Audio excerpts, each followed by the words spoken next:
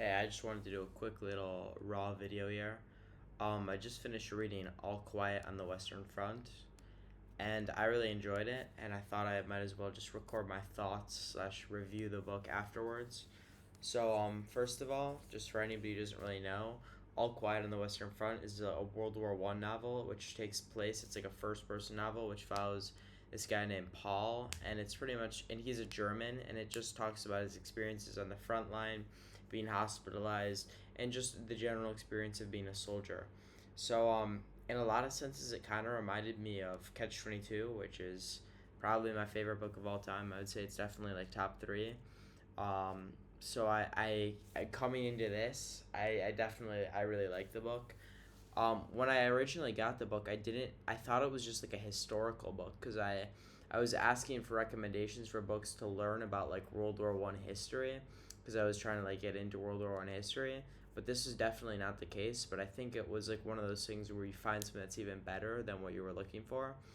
Um, I think the book is just like one of the best like anti-war books, which is like they've got like lots of books like that, like Slaughterhouse 5, Catch 22, All Quiet on the Western Front, which is the one I just read. And this one does like I think probably the best job of like painting it as anti-war because like slowly as all of Paul's friends die, it's like you start to slowly like feel the pain of the soldier like weighing you down. And it's like at the start it comes in and everybody's like kind of friendly, like in the Catch 22 where everybody has like this nice air of like I guess I wouldn't say happiness, but it's like camaraderie.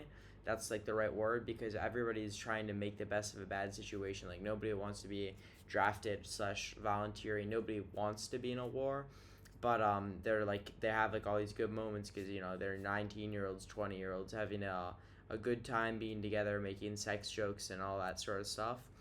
But then they start to like slowly have realize the reality of their situation, and then you start getting into the trench warfare of World War One, which was just absolutely brutal. Um, and then it's like people slowly start dying, and then you see like what the hospitals are like, and how the hospitals are just as bad as the front lines, and how there's people just amputating legs, getting sent back, and it's both sides are really suffering. But anyway, that kind of leads me to like my next talking point, which is like just the conditions of the warfare in World War One. Like I knew a little bit about World War One because it's like you just know like the history of like how it started, Franz Ferdinand and all that. What I knew it was trench warfare. I knew it was like the first ever tanks were used, machine guns, and like I knew a very basic outline, but I didn't realize how awful the trench warfare was.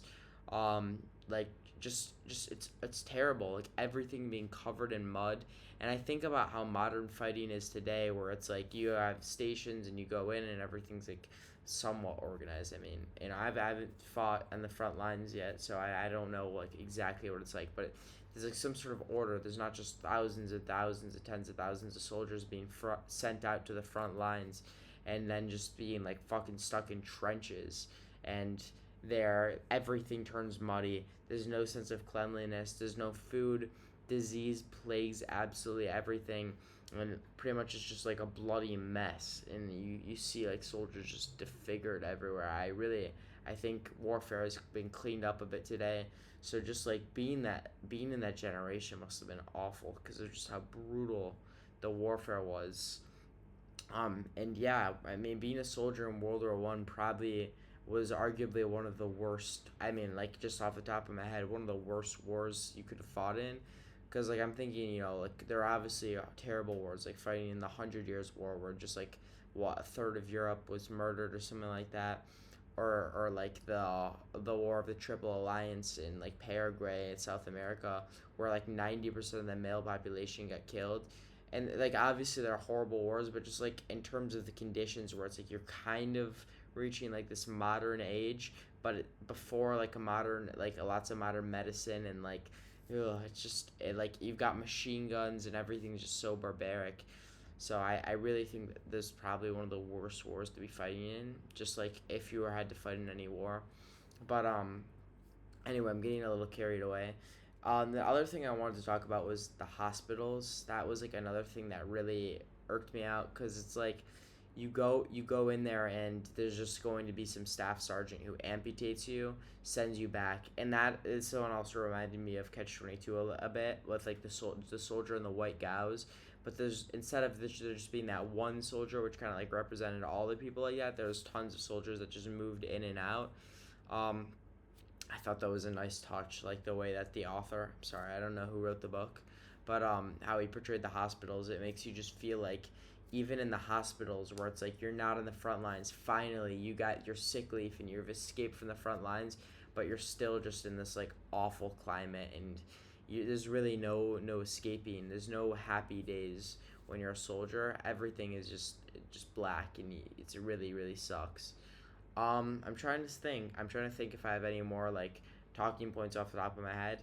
Oh, I guess one thing as cool as the ending, specifically like the last page. Like obviously, all of his friends die, which I kind of like. That was kind of predictable, just because like after reading Catch 22 and Slaughterhouse 5, you kind of know like how these books end, where it's like all of the main characters' friends die, but then at the very end, the Paul dies himself, and the report for the day is nothing, like it's just all quiet on the Western Front. And obviously, like after learning about this guy and his history and like who he is as a person, for the reader, for us, it's obviously super tragic. It's not just like all quiet day in the Western Front.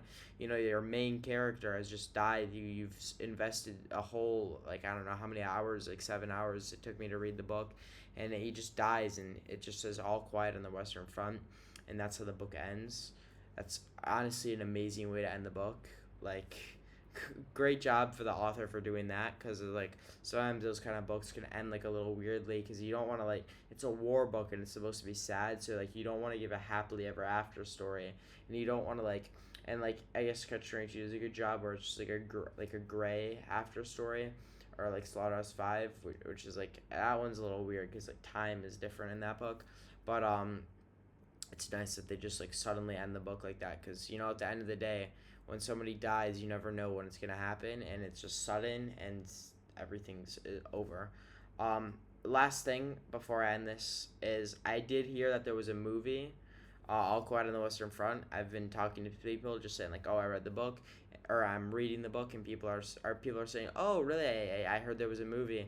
I did not know about the movie, but I looked it up. Apparently, it came out in 2022, 90% on Rotten Tomatoes. So I'm probably gonna go check it out, and I don't know if I'll like update in the comments after I watch it, or if I watch it. I don't know if I'm gonna watch it, but it makes sense to watch it, because it's nice to see a visual adaptation after reading the book and kind of like imagining all the characters in my head. But yeah, that's pretty much a conclusion of my like off the top of my head thoughts. Obviously, this isn't like the deepest analysis, but yeah, just like off the top of my head after finishing All Quiet on the Western Front. If I had to rank the book, I'd probably put it above Slaughterhouse 5, but still below Catch 22. I really think like you can't really beat Catch 22, because it's just like it's so witty and like comical. It's really very creative. I really like this book. Don't get me wrong, but it's more of like like Catch 22 is like, it's a letdown novel, but it's like disguised in humor. But this one is just like this one just tugs at your heartstrings. It's a hard book to read. It's definitely a very depressing book, but I think it does paint war pretty accurately, or like if you're like anti-war. So yeah, good book, and I don't know what my next book is gonna be.